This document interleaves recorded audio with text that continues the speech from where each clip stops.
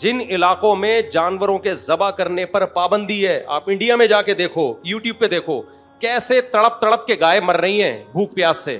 سنیں گے دوستو مفتی طارق مسعود صاحب کا قربانی پر ایک بیان۔ اس سے پہلے بتا دوں دوستو، ایک یوزر کہہ رہے ہیں بقرعید پر مسلمان بھائیوں سے اپیل، بے زبان جانوروں کو نہ کاٹیں، ان کی پیڑا کو سمجھیں، لیکن اس کی حقیقت کیا ہے؟ آئیے مفتی صاحب کے اس بیان سے سنتے ہیں۔ فلا یقربن مصلانا، ایام نہر کے بارے میں، جس کے پاس مال تھا اور اس نے قربانی نہیں کی وہ ہماری عیدگاہ کے قریب بھی مت پھٹکے۔ جن علاقوں میں جانوروں کے ذبح کرنے پر پابندی ہے، آپ انڈیا میں جا کے دیکھو، یوٹیوب پہ دیکھو کیسے تڑپ تڑپ کے گائے مر رہی ہیں بھوک پیاس سے، سمجھتے ہو؟ یہ اللہ کی رحمت ہے کہ ابراہیم کی سنت بھی زندہ ہو گئی اور گوشت بھی تازہ تازہ مل گیا اور انسانیت کی خدمت بھی ہو گئی، کروڑوں انسانوں کو روزگار بھی مل گیا، اور سب سے زیادہ انڈیا ایکسپورٹ کرتا ہے گائے کا گوشت۔ جو ہندو کہتا ہے نا گائے ہماری ماں ہے، سب سے زیادہ گائے کا گوشت کہاں سے ایکسپورٹ ہوتا ہے؟ انڈیا میں سب سے زیادہ گائے کٹتی ہے اور ایکسپورٹ ہوتا ہے گوشت۔ تو اگر ان جانوروں کو ذبح کرنا چھوڑ دیا جائے تو یہ بھوکے مریں گے، انسان ان پہ انویسٹ نہیں کرے گا، اور انڈیا میں مرتے ہیں۔ آپ انہی کے چینلوں پہ جا کے دیکھو، بوڑھی بوڑھی گائے ہو جاتی ہیں، کوئی پوچھنے والا نہیں ہوتا۔ جس سوسائٹی میں آج کل جو لبرل سیکولر کی سوسائٹی، بوڑھی ماں کو لوگ نہیں پوچھ رہے، جو سچی مچی کی ماں ہے، تو گائے جو آپ نے بنائی ہے اپنی ماں جس کو، اس کو کون پوچھے گا؟ وہ قربانی میں کیا ہے؟ بہت سے لوگ اعتراض کرتے ہیں آج قربانی پہ۔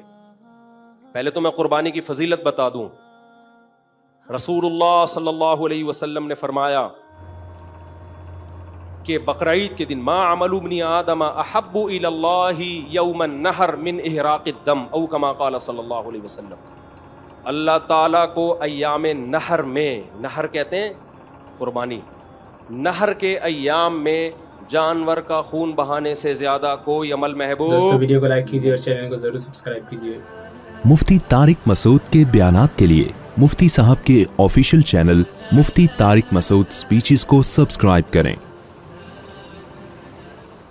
الحمد للہ نحمده ونستعینه ونستغفره ونؤمن به ونتوکل علیہ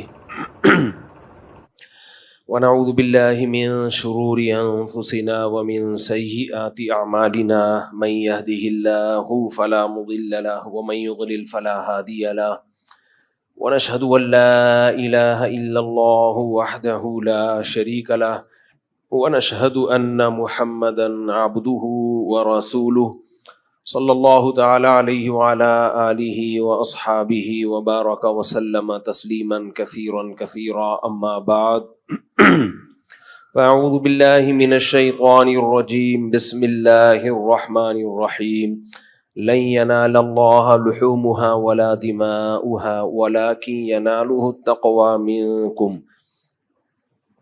وقال تعالى إنا أعطيناك الكوثر فصل لربك وانحر إن شانئك هو الأبتر، وقال النبي صلى الله عليه وسلم من كان له مال فلم يضحي فلا يقربن مصلانا، أو كما قال صلى الله عليه وسلم۔ قرآن مجید کی چند آیات اور نبی صلی اللہ علیہ وسلم کی ایک حدیث پڑھی ہے۔ اللہ تعالیٰ سے دعا ہے اللہ تعالیٰ صحیح طرح سے بات کہنے کی، سننے کی، سمجھنے کی اور عمل کی توفیق عطا فرمائے۔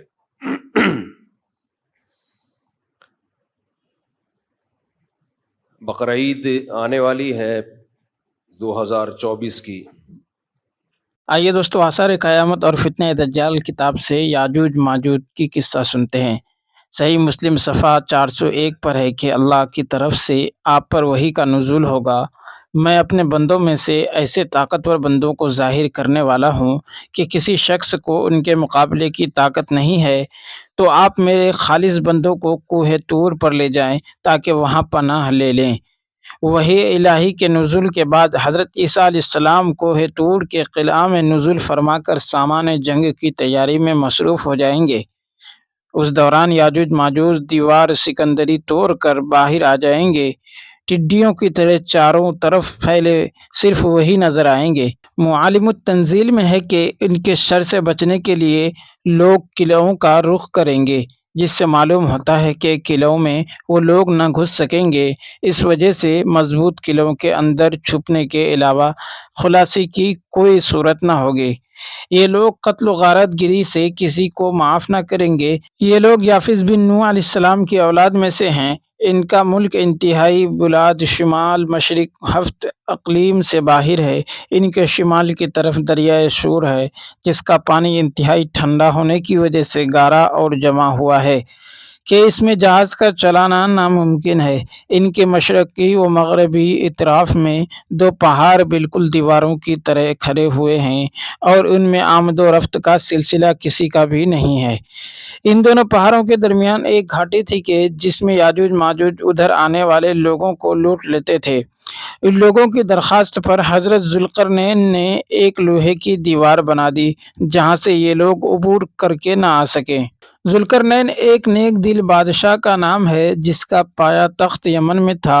اس کی پیشانی کی دونوں جانبیں ابھری ہوئی تھیں، اس لیے اسے ذوالقرنین یعنی 2 سینگوں والا کہا جاتا ہے۔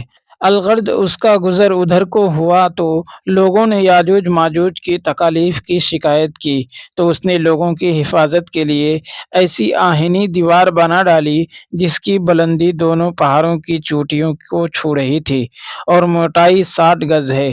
یاجوج ماجوج اس دیوار کو عبور کرنے کے لیے سارا دن اسے توڑنے کی بھرپور کوشش کرتے ہیں، مگر رات کو خداوند کریم پھر اسے ویسا ہی کر دیتا ہے۔